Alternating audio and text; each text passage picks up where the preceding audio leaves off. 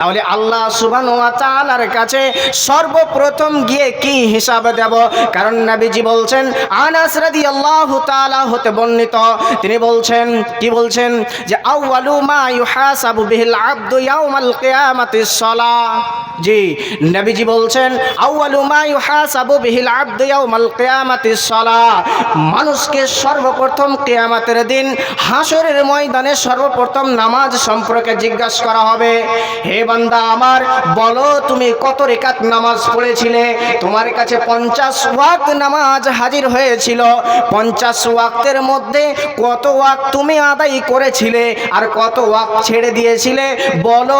একে একে একে একে করে প্রত্যেক মানুষের সর্বপ্রথম হিসাব হবে নামাজ। তাহলে বাবসান আমার, আজকে আমি নামাজ পড়ি কিনা, আজকে আমি নামাজ আদায় করি কিনা, আজকে আমি মসজিদের ভিতরে গিয়ে ওই নামাজ যেই ফরজ আল্লাহ সুবহানাহু ওয়া তাআলা আমার রব আপনার রব, আমার মালিক আপনার মালিক যেই নামাজটাকে আমার আপনার প্রতি ফরজ করেছেন, ওই নামাজটাকে আমি আপনি আদায় করি কিনা, ওই নামাজটাকে আমি আপনি পড়ি কিনা, ওই পরওয়ারদিগারে আলামকে, ওই রবকে, ওই মালিককে খুশি করতে পারি কিনা।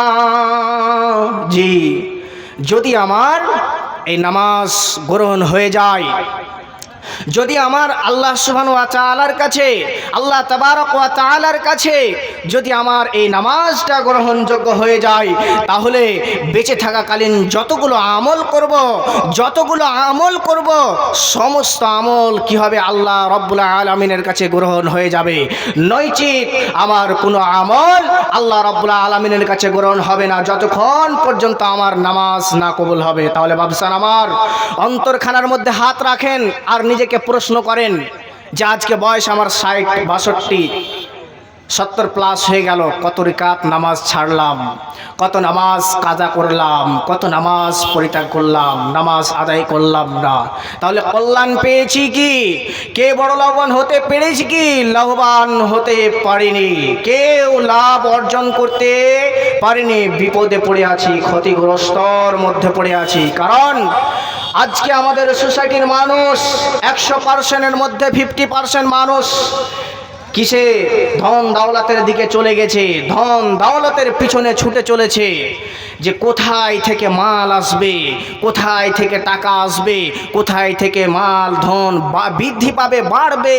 আমি আপনি আজকে এই সোসাইটির মুসলমান সেই দিকে ভর দিয়ে দিয়েছে, সেই দিকে চলে গিয়েছেন। তাহলে ভাবছেন আবার যদি আমি ওই নামাজ পড়তে পারি, ওই দুনিয়াকে ত্যাগ করে দিতে পারি, এই দুনিয়াটা আমার আপনার জন্য ক্ষণিকের, আমার আপনার জন্য দুনিয়াটা একদম ক্ষণিকের। কারণ যখন মওত আসবে, কারণ প্রত্যেক মানুষকে, প্রত্যেক জীব জন্তুকে মৃত্যুবরণ করতে হবে। কারণ আল্লাহ রাব্বুল আলামিন বলছেন কুল্লু নাফসিন যায়িকাতুল মওত, প্রত্যেক মানুষকে মওতের স্বাদ গ্রহণ করতেই হবে।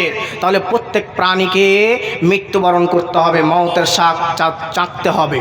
তাহলে মওতের স্বাদ যখন চাখবেন, যখন কি হবে? আজরাইল যখন এসে আপনার জানটা কবজ করে নেবে, তখন আপনার মনে হবে যে আমি স্বপ্নের যুগে ডুবেছিলাম, স্বপ্নের মোহে ডুবেছিলাম, আমি